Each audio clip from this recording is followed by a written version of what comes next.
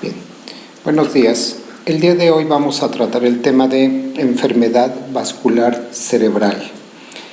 Un tema bastante interesante, dadas las repercusiones que se generan a nivel de incapacidades permanentes en muchas personas en etapa reproductiva. ¿Qué es la enfermedad vascular cerebral?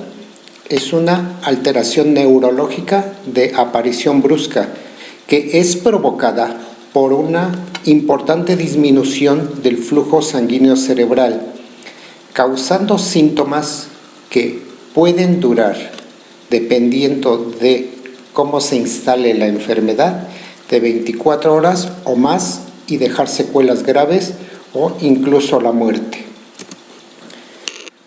Un evento vascular cerebral ocurre cuando se obstruye una arteria, una interrupción repentina del flujo sanguíneo cerebral, que puede ser por ruptura de un vaso sanguíneo o por una obstrucción de la misma.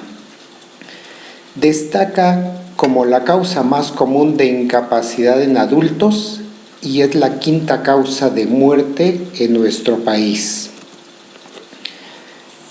En México genera un gran problema debido a la gran prevalencia que tenemos de enfermedades cardiovasculares, destacándose la hipertensión arterial, y de enfermedades crónico-degenerativas, destacándose la diabetes mellitus. La enfermedad vascular cerebral es la tercera causa de muerte en nuestro país y es la principal causa de invalidez, teniendo una recurrencia del 5 al 15% durante el primer año, del 40% a los 5 años, teniendo una mortalidad en los eventos agudos del 25 al 30%, y durante el primer año una recurrencia del 15 al 25% y del 60% a los 5 años. La presentación por sexo generalmente se presenta en hombres en un 53% y en mujeres en 47%. La edad promedio es de 53 años. Cabe destacar que la mujer por abajo de los 50 años disminuye mucho la incidencia de la presentación de la enfermedad vascular cerebral, puesto que se encuentra protegida por las hormonas femeninas. Sin embargo, al llegar a los 45-50 años, los niveles de hormonas femeninas disminuyen en forma importante, por lo que ya no tiene esa protección y su frecuencia se va a igualar a la del hombre. Los tipos de enfermedad vascular cerebral se dividen según sea el mecanismo de producción. Cuando es por una obstrucción de la arteria, se divide en infarto cerebral, es decir, no hay un paso del flujo sanguíneo hacia el cerebro. Dicha obstrucción puede ser causada por un coágulo o por un ateroma. Y se da un cuadro generalmente transitorio que se conoce como isquemia cerebral transitoria y se da por una interrupción momentánea del flujo sanguíneo en el cerebro. Aquí los síntomas duran pocos minutos y la persona se recupera por completo a las 24 horas, cosa que no sucede con el infarto cerebral. Y el otro mecanismo de cómo se produce la enfermedad vascular cerebral es por un evento hemorrágico o hemorragia cerebral. Y este es causado por la ruptura y sangrado de un vaso sanguíneo en el cerebro. ¿Por qué se puede dar esta ruptura? Generalmente se da por cuadros hipertensivos o bien secundaria a la ruptura de un aneurisma y más raramente por malformación de una arteria. Aquí ustedes pueden ver en el esquema cómo les muestro los mecanismos. Cuando se forma un trombo dentro de la arteria, hay una obstrucción de la misma, o bien puede ser una placa de ateroma por excesos de grasa, o bien puede ser por la presencia de un émbolo que se desprende de otras partes del cuerpo y que va e impacta en las arterias cerebrales. El otro mecanismo que se presenta es por un evento hemorrágico. Este puede ser generalmente secundario a la hipertensión arterial, con ruptura en muchas ocasiones de los aneurismas.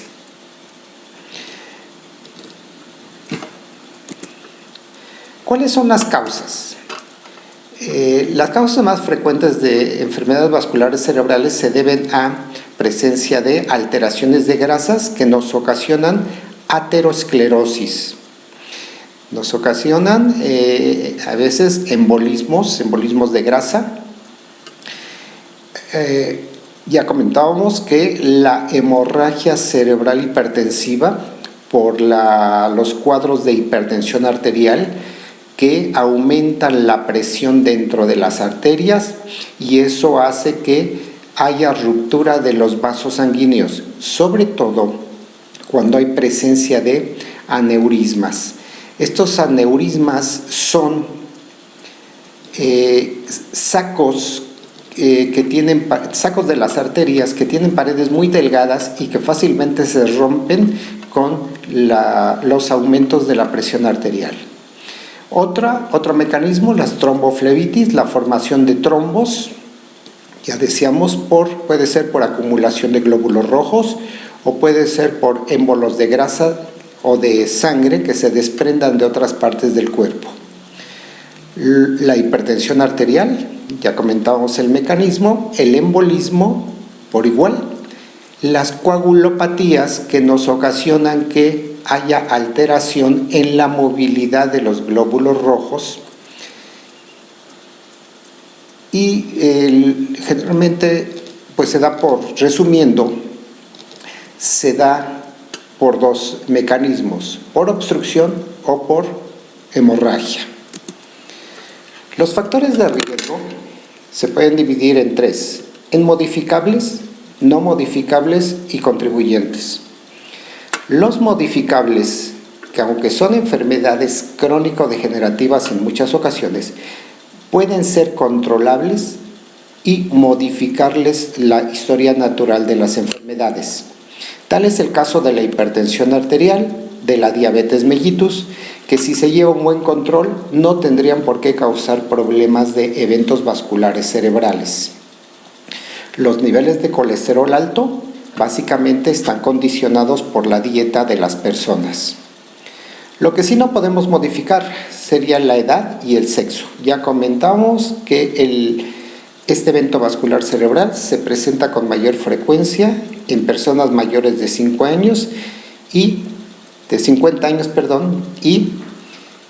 generalmente en hombres, aunque después de los 50 se iguala la proporción hombres-mujeres.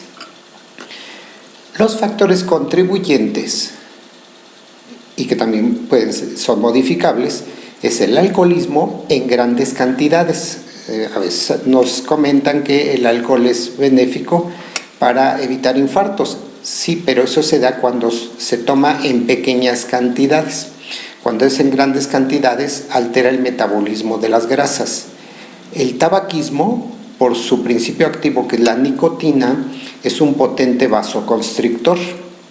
Y el sobrepeso, la obesidad y la inactividad física que nos condicionan estos eventos vasculares.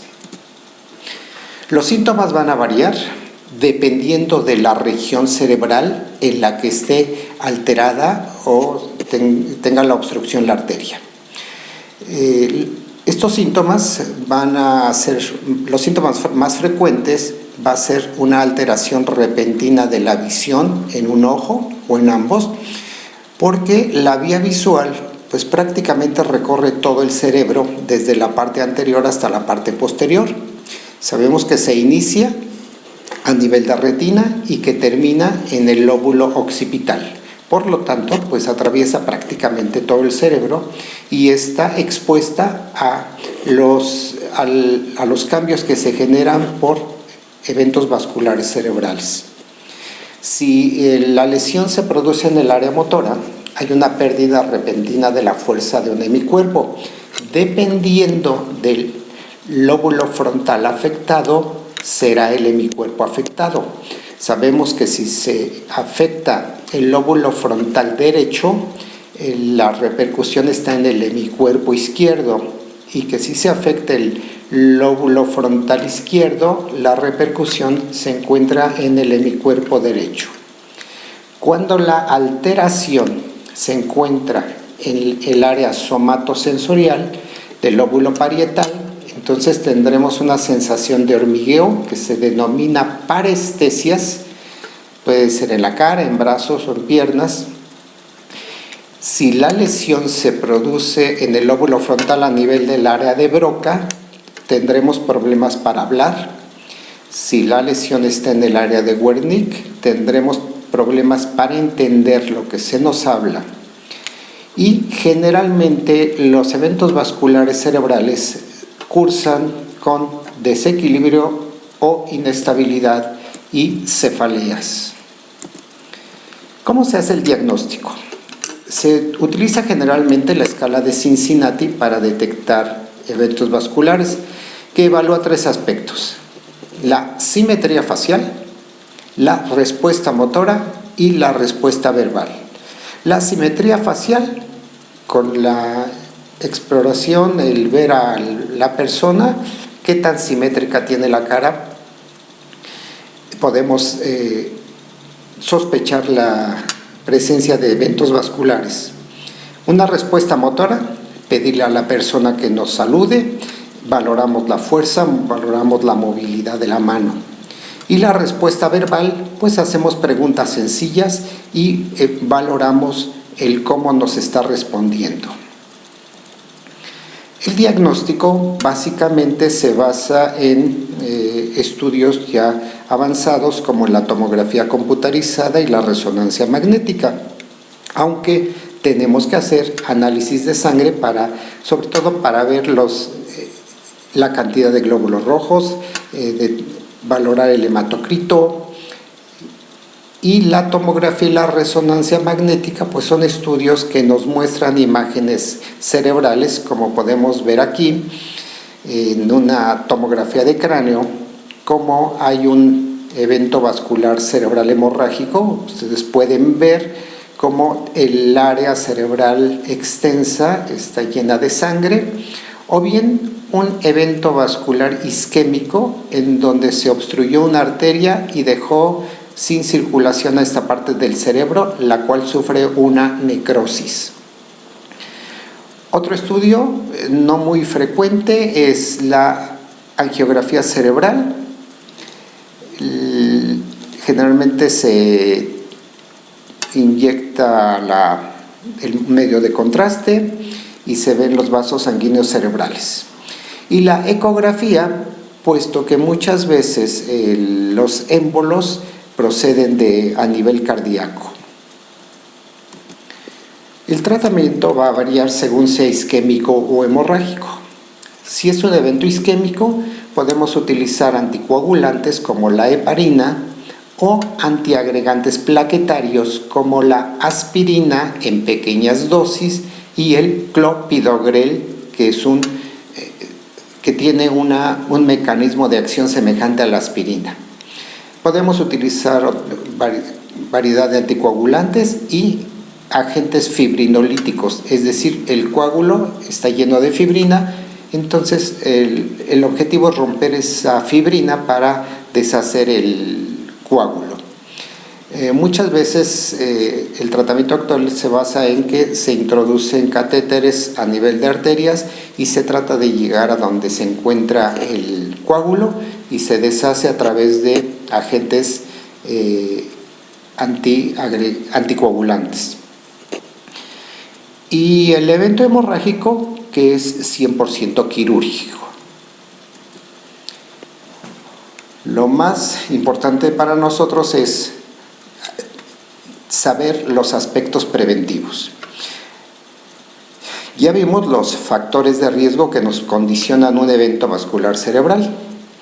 Entonces tenemos que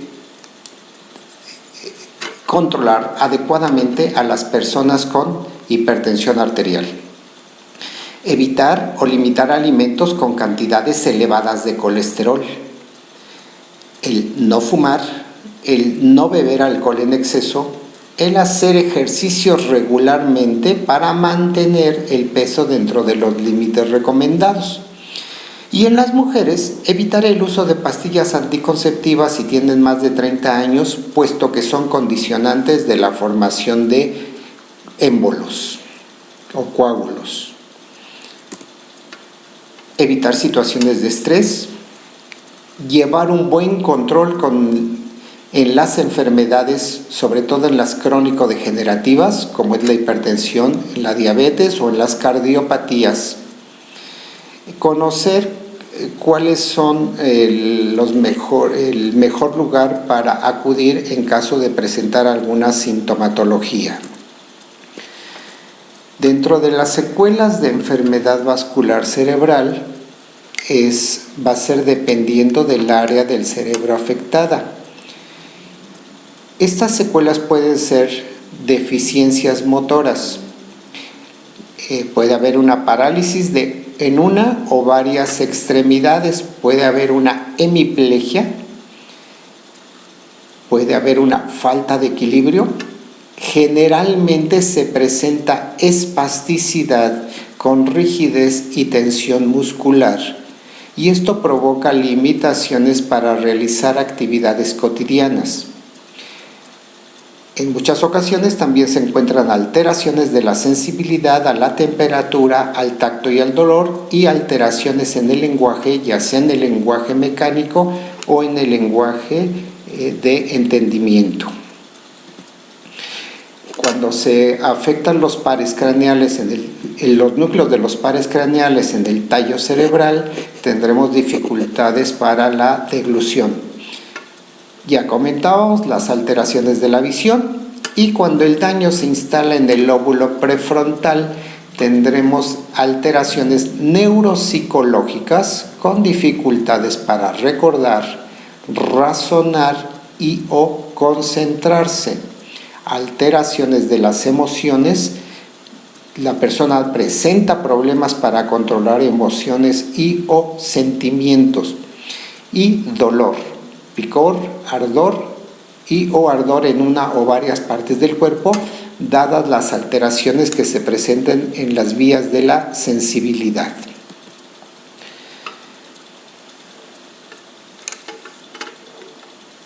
La rehabilitación. Para disminuir las secuelas es importante la rehabilitación física, que debe de iniciarse lo más rápido posible.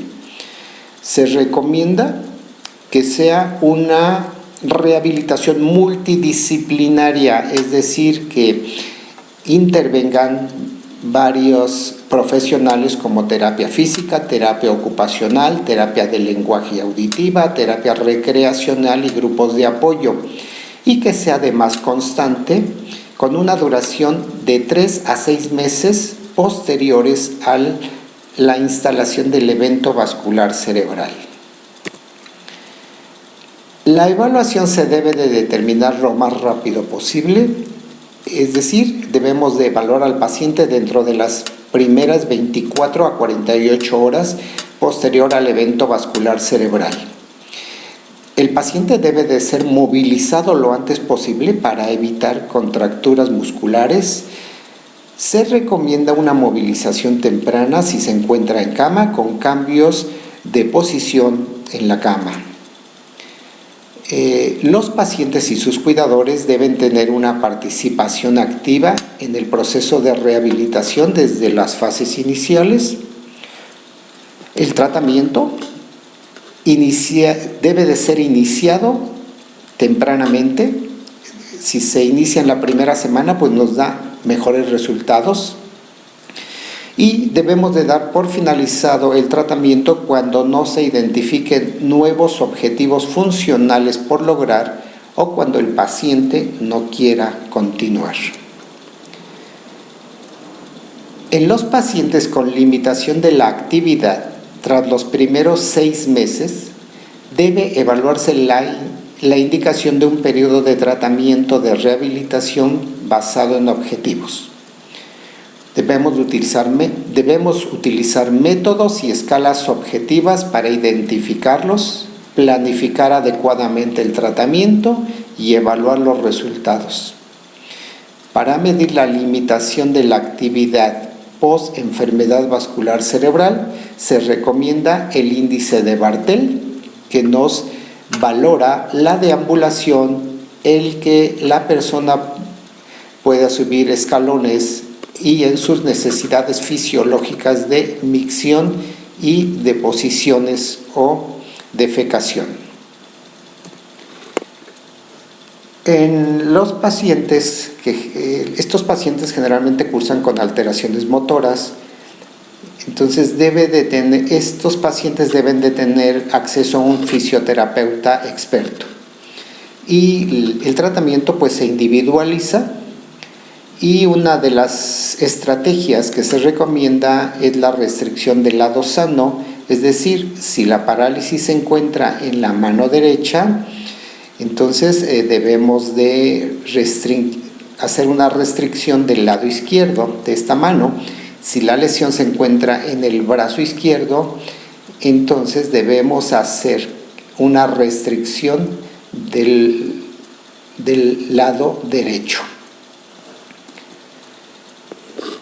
Se recomienda combinar ejercicios potenciando músculos para evitar la atrofia y una coordinación física.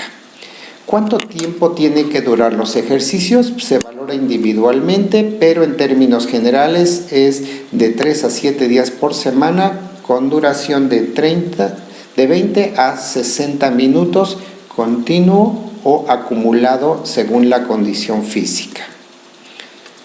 Tenemos que rehabilitar el tono muscular.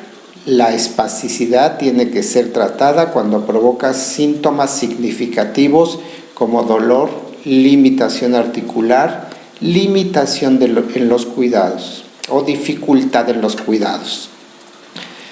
La espasticidad de la extremidad superior o inferior no tiene que ser tratada con fármacos. Básicamente el tratamiento tiene que ser con procesos de rehabilitación. Tenemos que rehabilitar la marcha tenemos que reeducar esa marcha auxiliándolos con los elementos necesarios para este fin. Tenemos que hacer rehabilitaciones en las actividades de la vida diaria, hacer una valoración de los cambios, hacer una valoración del entorno, y se debe de siempre informar al paciente y a la familia del cuidador del buen uso del equipamiento. Todos los pacientes con dificultades en las actividades de la vida diaria también deben de ser tratados por el equipo multidisciplinario, incluyendo el terapista ocupacional, para aumentar su independencia funcional. Tenemos que auxiliarnos o que ver el logoterapeuta, es decir, el experto en el lenguaje, sobre todo cuando el paciente presenta una afasia. La afasia más frecuente que se presenta en eventos vasculares cerebrales es la afasia de Wernicke. Este debe de ser valorado por un especialista en comunicación humana, quien debe de informar al personal y a la familia de las deficiencias y de las incapacidades que presenta, así como facilitar la comunicación e informarle de las técnicas apropiadas al déficit del paciente. Deben de existir objetivos identificables, valorar la mejoría del paciente con incapacidad de comunicación, para seguir recibiendo tratamiento con evaluaciones periódicas. Los pacientes con disartria también deben de acudir a un experto en lenguaje a fin de realizar un diagnóstico diferencial y aplicar el tratamiento adecuado. Bien, jóvenes, este es el tema de enfermedad vascular cerebral. Si existiera alguna duda, por los diversos medios de comunicación, WhatsApp, correo o bien Zoom, si lo prefieren de esta manera, estoy para servirles. Gracias.